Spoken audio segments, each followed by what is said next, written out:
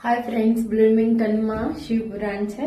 બપોરે 3 વાગે અમે લોકો ત્યાં પહોંચવાનો ટ્રાય કરીએ છીએ. અત્યારે તો આમ તો 2-2:30 વાગી ગયા છે, પણ લગભગ સાડા રહ્યા છીએ.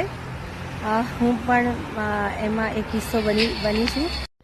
બ્લુમિંગ્ટનમાં શિવપુરાણ થઈ રહ્યું છે અને હું તમને એની એક ઝાંખી કરાવું. અમે લોકો આવીને બેઠા છીએ, હજી મહારાજ નથી આવ્યા. એ પહેલાં આપણે હોલના દર્શન કરી લઈએ.